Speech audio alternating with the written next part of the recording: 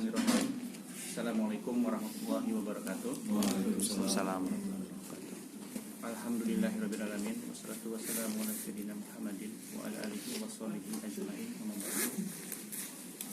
Bersyukur Allah Subhanahu wa taala atas segala nikmat karunia dari nikmat yang Allah berikan kepada kita, nikmat iman, nikmat sehat, nikmat Islam, dan nikmat kesempatan hingga pada hari ini kita bisa bersilaturahmi, bisa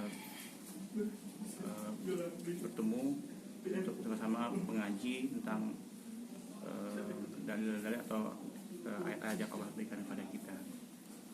Salam dan salam semoga tercurah kepada Nabi Muhammad SAW, saudara kita, junjungan kita. Yang pada bulan ini kita peringati maulidnya, semoga kita kelak menjadi umatnya di yaumil qiyamah. Amin. Amin. Kajian kita pada hari ini melanjutkan kajian sebelumnya, hadis Arba'in Nawawi. Ya, kita sudah 2 kali kajian dan hari ini kita masuk ke hadis yang ketiga. Dan untuk kali ini materinya adalah Ustadz Farid yang akan menyampaikan tentang hadis tersebut. Pada Ustadz Farid, dipersilakan. Assalamualaikum warahmatullahi wabarakatuh. Waalaikumsalam. Bismillahirrahmanirrahim. Alhamdulillahirabbil alamin. Wassalatu wassalamu ala asyrafil anbiya'i wal mursalin sayyidina wa lana Muhammadin wa ala alihi wa sahbihi ajma'in. Amma ba'd.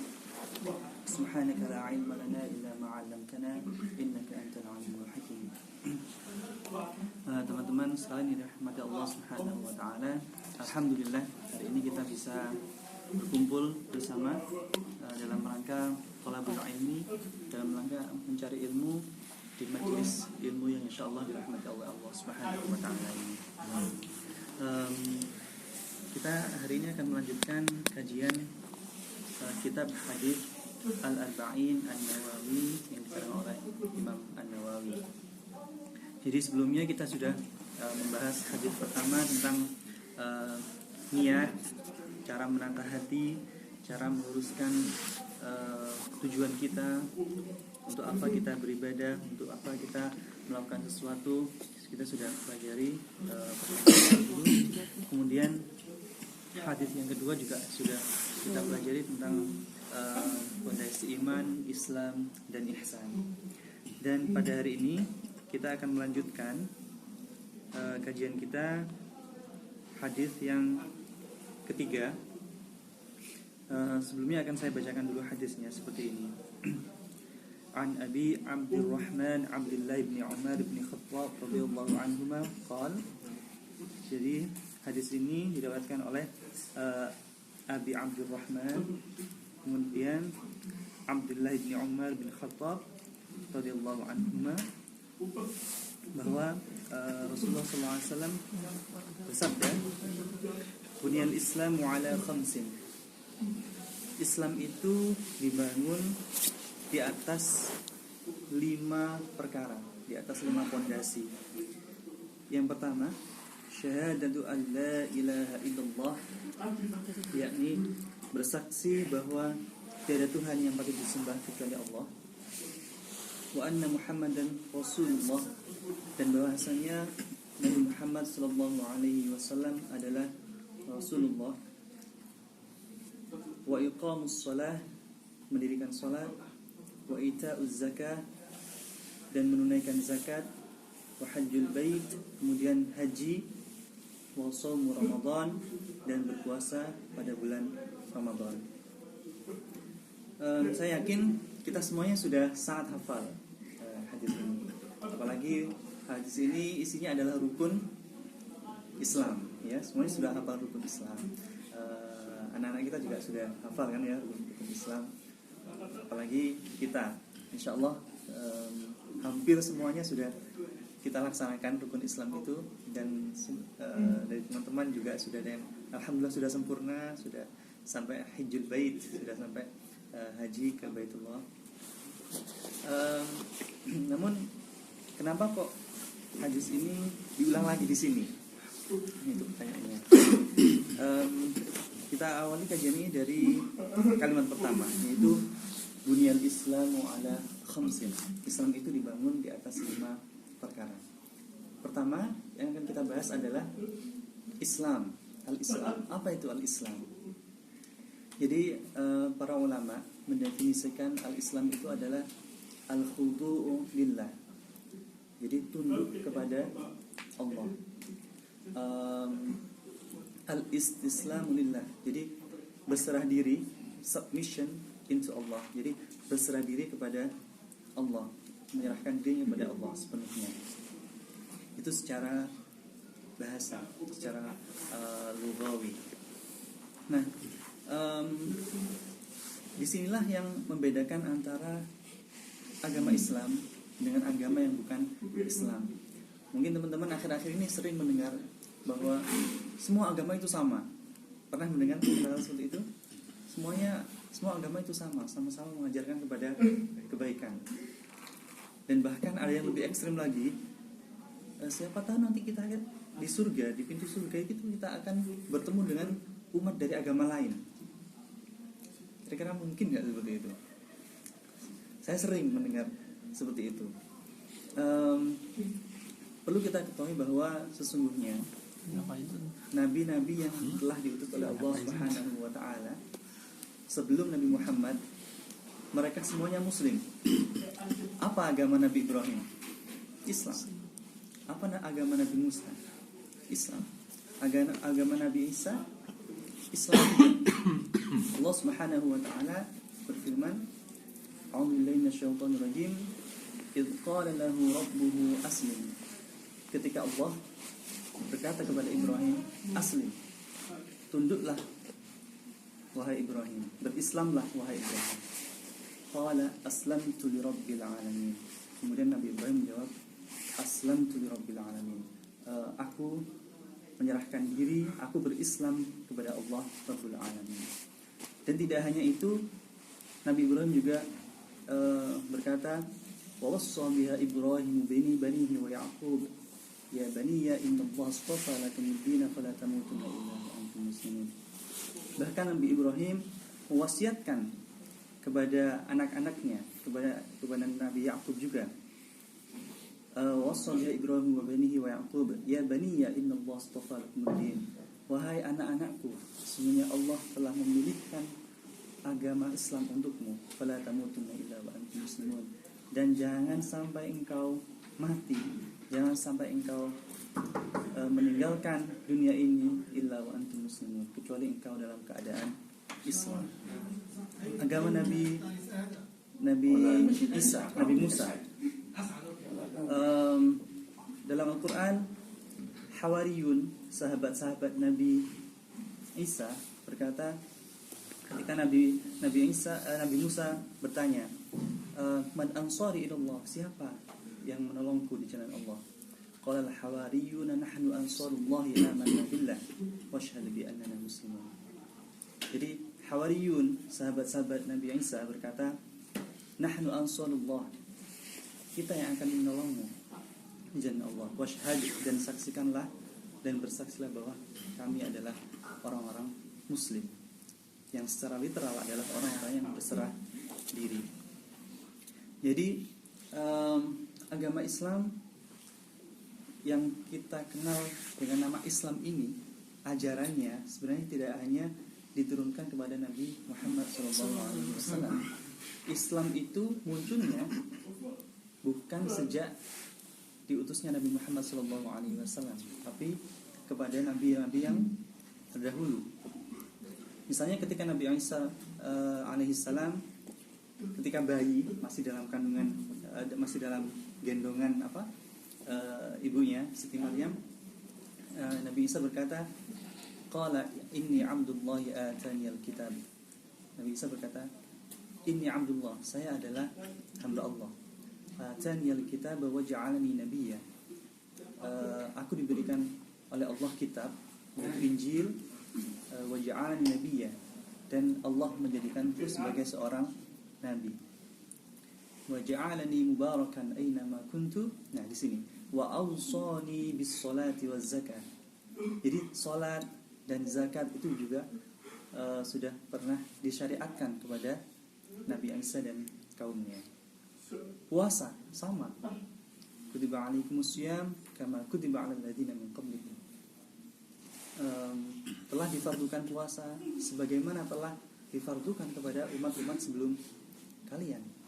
Jadi meskipun nama agamanya berbeda, Nasrani, Yahudi, tapi sebenarnya inti ajarannya sama. Inti ajarannya adalah al-khudu'u lillah wal istislamu lillah. Jadi tunduk dan patuh kepada Allah Subhanahu wa taala.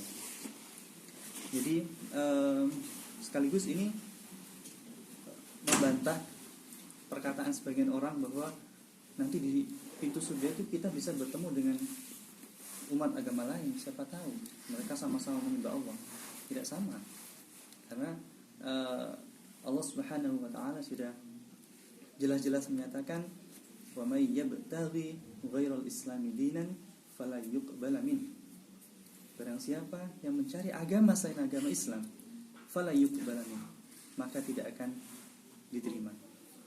Itu sudah sangat tegas Allah menjelaskan dalam Al-Quran. Kemudian yang menjadi prinsip-prinsip agama Islam dalam hadis ini, hadis yang diriwayatkan oleh Imam At-Tirmidzi dan Muslim. Yang pertama adalah syahadatu an la ilaha illallah wa anna Muhammadar Rasulullah.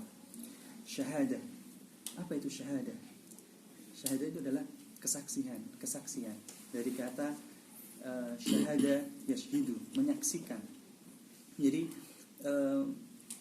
mengakui bahwa Allah adalah satu-satunya Tuhan yang patut disembah. Sebenarnya semua orang, baik dari orang tua muslim maupun orang tua non muslim, ketika mereka baru dilahirkan, sejatinya mereka adalah Islam dan mengakui bahwa Allah adalah Tuhannya. Allah Subhanahu wa taala berfirman, a'udzubillahi minasyaitonir rajim, wa id akhadha rabbuka min bani adama min zuhurihim dzurriyyatahum wa ashhadahum ala anfusihim. Di sini pertanyaannya, alastu bi rabbikum? Ketika Allah mengeluarkan manusia dari tulang sulbi orang tuanya, tulang sulbi ibunya, kemudian wa ashhadahum alaihim, kemudian Allah mengambil kesaksian dari mereka, alastu bi rabbikum? Bukankah aku Tuhan kalian? Qalu bala syahidna. Jadi setiap anak yang lahir itu mereka menyaksikan, qalu bala syahidna, iya, kami menyaksikan bahwa engkau adalah Tuhanku. Jadi sejatinya, sangat bersyukur kalau kita semuanya dilahirkan dari orang tua muslim. Itu sebuah anugerah yang sangat besar. Jadi kita dilahirkan dari orang tua muslim, terlahir sebagai muslim, besar menjadi muslim, itu suatu nikmat yang patut kita syukuri. Karena tidak jarang orang-orang lain itu harus mencari jalan mereka dulu untuk bisa memeluk agama Islam. Kemudian syahadatu an la ilaha illallah wa anna Muhammadar Rasulullah. Ketika seorang sudah menyaksikan, sudah memberi kesaksian bahwa tidak ada Tuhan selain Allah, maka dia harus otomatis mengakui bahwa Nabi Muhammad SAW, yang kebetulan bulan ini adalah bulan kelahirannya, dia harus menyaksikan bahwa Muhammad adalah Nabi terakhir. Tidak ada Nabi lain selain Nabi Muhammad yang diutus kepada umat manusia setelah itu.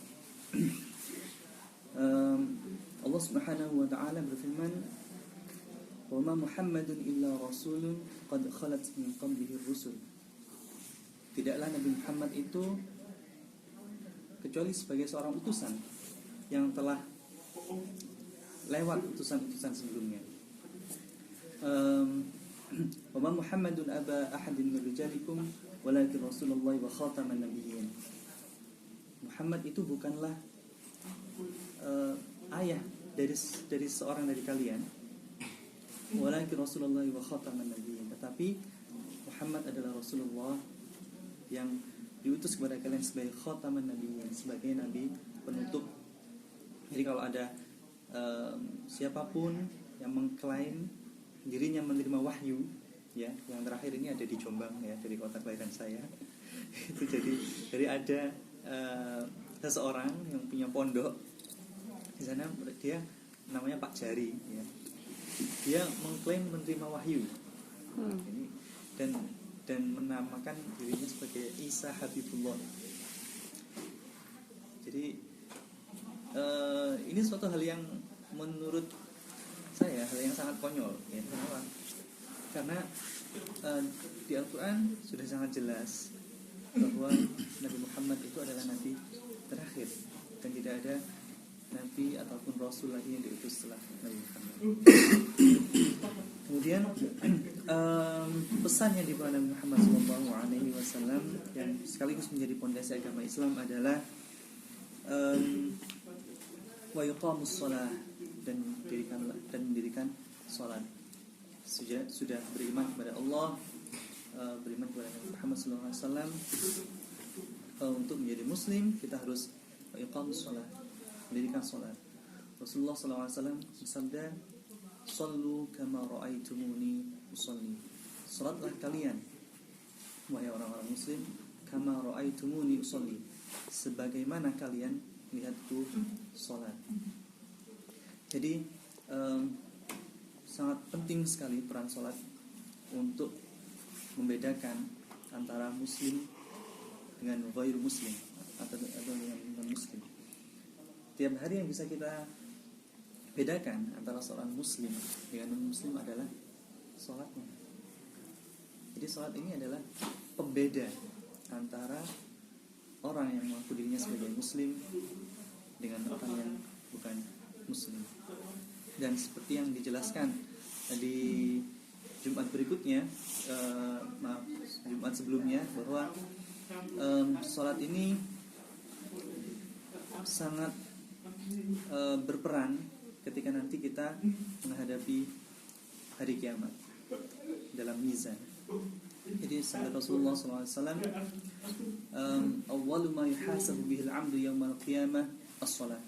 Hal pertama yang akan dihisab, yang akan ditimbang, yang akan dinilai assessmentnya nanti adalah as-shalah. Kalau supervisor kita, hal pertama yang akan ditimbang itu nanti misalnya konten, baru kemudian mekanik, baru kemudian bahasa dan lain sebagainya. Kalau kita sebagai muslim, hal yang pertama adalah salat. Fa in saluhat, ketika salat seseorang itu baik, saluhat sairu amali, maka seluruh perbuatannya ikut baik. Wa in fasadat fasada sairu amali. Namun jika salat seseorang itu tidak baik, salatnya rusak, tidak pernah salat, tidak mengerti syarat dan rukun salat, salatnya tidak sah, atau bahkan sangat sembrono dengan salatnya, sering menyia-nyiakan salat, sering menggampangkan atau mengentengkan salat, maka fasada sairu amali, maka seluruh perbuatannya dia juga ikut rusak. Bagaimana ini bisa terjadi? Karena Allah Subhanahu wa taala dalam Al-Qur'an berfirman, "Innas salata tanha 'anil fahsya'i wal munkar." Sesungguhnya salat yang dilakukan dengan sungguh-sungguh, dengan memenuhi semua syarat dan rukunnya, tanha 'anil fahsya'i wal munkar, akan menghindarkan kita dari perbuatan fahsya. Perbuatan fahsya itu perbuatan buruk yang merugikan diri kita sendiri. Itu fahsya. Wal munkar, dan perbuatan jelek yang merugikan orang lain. Jadi kalau seorang sholatnya sudah bagus, maka otomatis semua perbuatannya bagus. Dan mudah-mudahan kita termasuk golongan orang-orang yang sholat kita diterima, ya, dan mudah-mudahan kita juga senantiasa bisa istiqomah menjaga sholat wajib, dan syukur kalau kita bisa menambah dengan amalan-amalan sholat sunnah. Kemudian setelah sholat, wa ita'uz zakah, dan membayar zakat. Jadi urutannya syahadat, kita mengakui bahwa Allah adalah Tuhan yang patut kita sembah, Muhammad adalah utusannya, kemudian kita sholat, kemudian menunaikan zakat. Allah Subhanahu wa taala berfirman, "Khudh min amwalihim shadaqatan tahhiruhum wa tuzakkihim biha wa shalli 'alaihim." Khudh, ambillah. Jadi dalil ini juga yang dipakai untuk para amil lembaga zakat dalam pendirian lembaga zakat. Jadi zakat itu bukan tidak hanya kita yang memberikan sebagai muzakki, sebagai orang yang zakat, tapi perlu adanya amil, perlu adanya orang yang mengurusi zakat. Khud, ambillah min amwalihim, dari harta mereka, shadaqatan. Jadi bentuk umum dari kata zakat itu adalah sedekah. Sedekah kalau yang wajib adalah zakat, kalau sedekah yang sunnah adalah infak. Tutahhiruhum wa tuzakkihim biha. Karena dengan zakat itu akan bersih harta kita. Tutahhiruhum, akan membersihkan, wa tuzakkihim biha, dan akan mensucikan harta kita. Kenapa kita diperintahkan untuk zakat? Karena dalam harta kita, dalam kekayaan yang kita miliki, berapapun jumlahnya, itu ada hak bagi orang-orang yang miskin, bagi orang-orang yang membutuhkan. Allah Subhanahu wa taala berfirman, "Wa fi amwalihim haqqun ma'lum lis-sa'ili wal mahrum."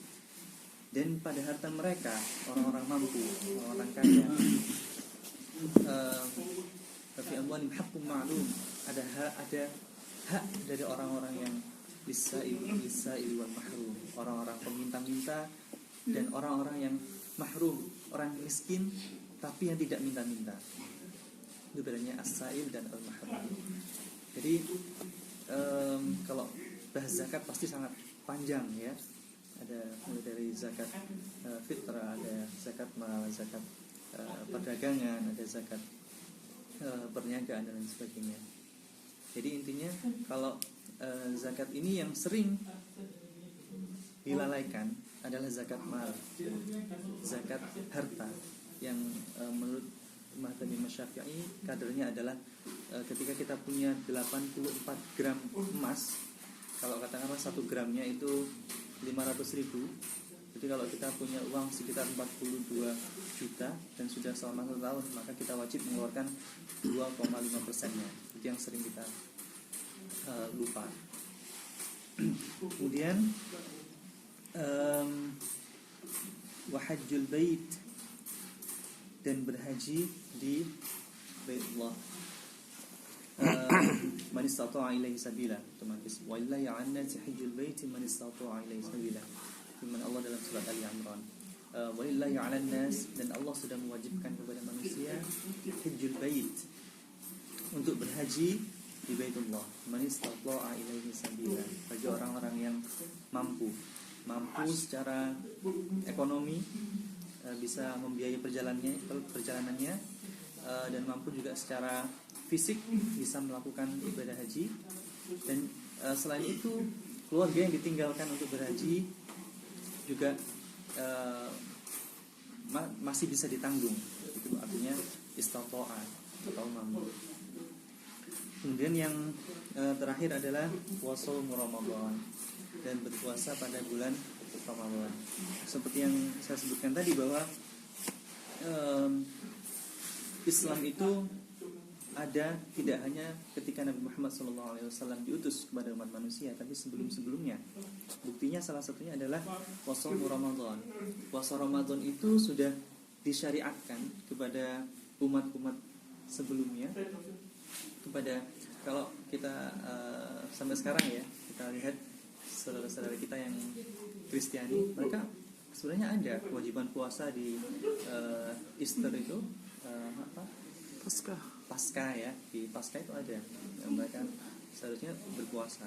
Umat Yahudi juga sama, ada kewajiban puasa, terlepas dari sekarang masih dilakukan atau tidak. Yang pasti puasa itu yang sudah disyariatkan baik kepada kita maupun kepada umat-umat yang terdahulu. Jadi itu ya, poinnya adalah agama Islam ini asas-asas yang patut kita, yang harus kita laksanakan ajaran-ajarannya dengan senantiasa berpegang teguh pada Al-Quran dan Sunnah serta ijtihad para ulama yang ada saat ini. Demikian. Mudah-mudahan nggak ada pertanyaan. Mungkin ada yang ingin disampaikan berkaitan dengan materi pada siang hari ini. Ya, silakan lagi. Terima kasih. Saya ingin menanyakan satu hal. Kebetulan saya ada teman orang Muslim juga di kantor. Saya tanya sama dia, apakah Anda seorang Muslim? Dia tidak bisa menjawab. Dia bilang, saya percaya, dia bersyahadat, tapi saya tidak melakukan 4 fondasi Islam lainnya. Dia tahu itu. Jadi menurut Ustaz, ini apakah ini merupakan sebuah proses dia untuk membangun fondasi Islamnya, atau memang kita tidak bisa menganggap dia sebagai Muslim dalam kondisi seperti ini? Ini pertanyaan yang lumayan sulit ya. Jadi ada juga yang bertanya seperti ini. Saya melakukan kebaikan, saya membantu sama manusia dan lain sebagainya. Masa saya nggak bisa masuk surga? Meskipun saya nggak sholat, saya nggak haji, hampir sama nadanya seperti itu. Kalau kita ibaratkan, tahun ini kita mendaftar sebagai mahasiswa master atau PhD, kemudian sudah daftar, ibaratnya itu sudah syahadat. Tapi kita ketika diberi assignment 4.000 kata katakanlah tidak dikerjakan, waktu exam nggak datang, nggak dikerjakan, kira-kira nanti dapat ijazah nggak ya? Ya mungkin untuk masuknya outcome-nya oke lah, tapi statusnya dia itu loh. Maksudnya kalau dia nulis agama, misalnya kita mudahnya KTP lah gitu, itu boleh nggak saya ngaku saya Muslim gitu ya? Atau nggak boleh? Boleh baik coret saja. Saya nggak menjalani Islam kok, fondasi saya nggak ada, berarti sebenarnya ateis saja saya gitu. Iya, atau, jadi ada atau saya sudah mulai berhak menyandang Muslim gitu. Islam jadi agama saya. Ada sebuah hadis Nabi bunyinya seperti ini: Man taraka as-salata faqad kafara jiharan. Salah satu contoh, barang siapa yang meninggalkan salat muta'ammidan wa adatan, dengan sengaja dan secara terus-menerus, waqad kafara jiharan, maka dia sebenarnya telah kafir dengan kafir yang sejelas-jelasnya. Bukan lagi kafir yang samar, tapi kafir yang sejelas-jelasnya. Jadi berislam itu tidak cukup hanya dengan bersyahadat, dengan percaya bahwa Allah adalah Tuhan yang patut disembah dan Muhammad adalah Nabi dan Rasulullah SAW. Tidak cukup, tapi harus melaksanakan cabang-cabang dalam Islam dan iman. Bahkan di hadis yang lain disebutkan al-imanu sab'una, saya lupa hadis aslinya, tapi artinya adalah iman itu mempunyai 70 cabang. Jadi maka banyak sekali, man kana yu'minu billahi wal yawmil akhir fal. Nah, itu kan, barang siapa yang beriman kepada Allah dan hari akhir, maka apa saja yang dikerjakan? Falyukrim jarahu, falyukrim dhaifahu, fala yajlisu ala ma'idatin yudaru bil khamr. Jangan memenuhi undangan yang di situ disajikan khamr misalnya. Falyakul khairan aw liyasmut, maka sehendaknya dia berkata yang baik, atau kalau nggak bisa ya diam. Kemudian banyak sekali cabang-cabang dari iman. Kalau kita hanya syahadat dan sudah selesai, nggak cukup. Bahkan dalam Al-Quran disebutkan bahwa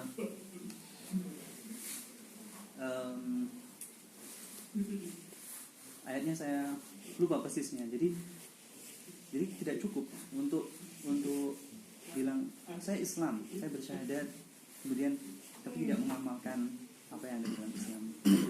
Udkhulu fis-silmi kafah, masuklah kalian dalam Islam secara kafah, secara sempurna, dengan melakukan semua yang diperintahkan oleh Allah Subhanahu wa taala. Ada lagi? Jazakumullah khairan katsiran Ustaz Fahid atas materi pada siang hari ini. Mudah-mudahan kita bisa mengkaji dengan baik, bisa menjalankan Islam ini secara kafah, secara sempurna, bisa saling mengingatkan dalam kebaikan, bisa menguatkan satu sama lain